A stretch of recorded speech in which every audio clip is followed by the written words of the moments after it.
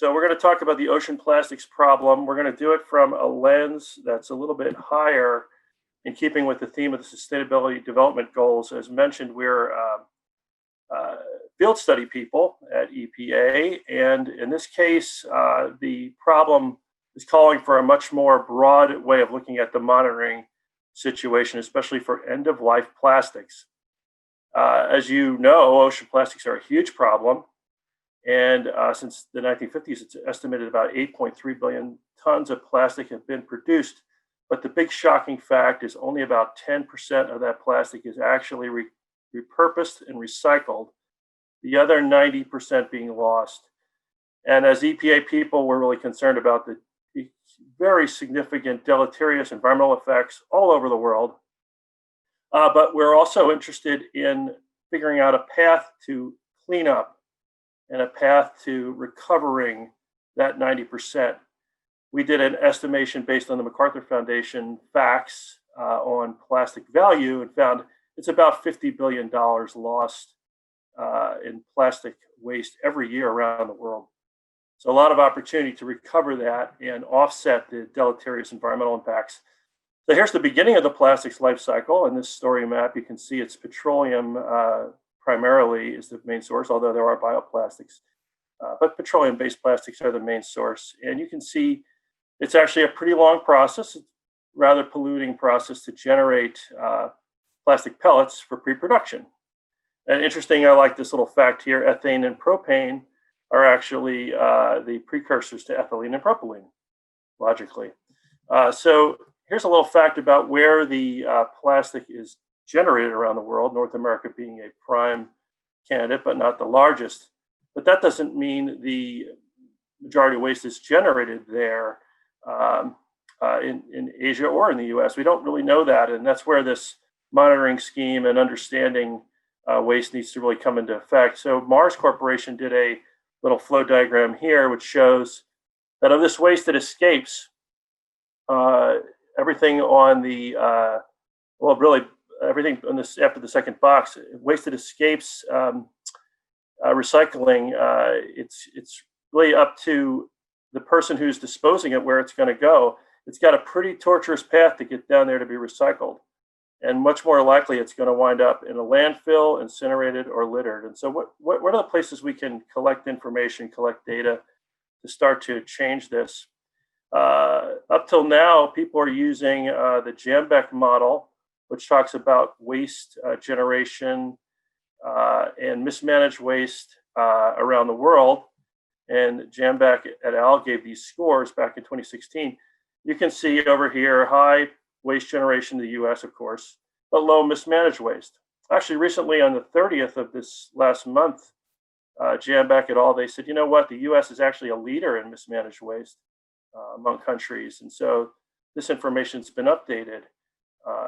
This really points to the fact that the monitoring is not there, the granularity is not there for really understanding this problem. That's really what we're trying to call for.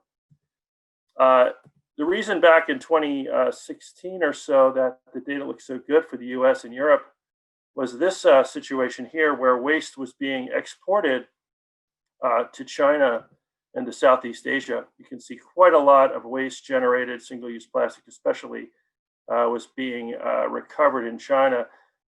You know, if this waste was thought of as a resource in North America, this would be a different picture. We wouldn't have so much pollution and it would be recovered. Same thing in Asia. If waste was thought about as a resource like aluminum or cardboard, it would be a much different story. And you can see China got fed up with this waste problem. They stopped seeing it as a resource. They put a ban in 2018, and that caused a major problem. This video on the left, I don't have time for, but that talks about the issue Australia's facing with dealing with the waste. But you can see the change 6 months before and after the national sword, where waste is going to go and how it's going to be distributed around the world. And the problem's just getting worse. More and more plastic's going to be lost or available for reuse. From 2020 to 2050, we estimate about a 5-time increase. And just to point out, the granularity is so important. This is my home area of Los Angeles, the Bayona Creek. Any given day, you can see the amount of plastic there. So I'm going to hand this over to Bill. Well, thank you, Harry. Can you hear me okay? Hopefully. Can you hear me all right? Dawn? Yes. Yes. Okay, great. Yes, So great. this picture that Harry showed of Bologna Creek, we really don't know how much plastic makes it into the oceans of the year. But one thing that we do know is that plastic recycling or recycling of plastic that is in place does not guarantee that the actual plastic is recycled. And what happens is when you put your plastic in that recycling bin in your home or your office, you'll often make it to a facility or will make it a facility, but much of the plastic does not get recycled and ends up going to landfill or incinerated. Other materials such as paper and glass and metals have a much better chance and a higher rate of recyclability because it can be recycled over and over. By the way, this is a story map that's available through Esri, and we encourage everybody, it's a great way to do a deep dive on plastics in the ocean. This chart shows traditional waste processing at the top and recycling at the bottom, and it essentially shows the inefficiencies in both. There's cost and logistics of moving waste from your home to a material recycling facility or refuse facility. Much goes to a landfill. There's a cost to that. If it's going to be burned for waste energy, et cetera, there's a cost to that. And there are many, many costs in the recycling chain. You've got to sort it, divide it into specific types of polymers, process, and then get it to a manufacturer of sorts. So it's not a simple thing. Policies and bans. As you do know, there have been microbead bans from cosmetics, toiletries, plastic straws have been banned, plastic bags have been banned. But the fact is, these are highly unlikely candidates for recycling. COVID-19 as well has sort of encouraged the additional more use of single-use plastics. You can no longer take your own bag to the grocery store. So now there are more bags out there. Personal protective equipment, a lot of that is made of plastic, and that needs to be recycled as well. And then you get to what's the real environmental impact? And stormwater itself, when it rains, and you saw that picture of Bologna Creek at the top when we started, when it rains, plastics often make their way into stormwater conveyance systems and into the watershed. And if you're anywhere leading to the ocean, it goes into the ocean or other bodies of water.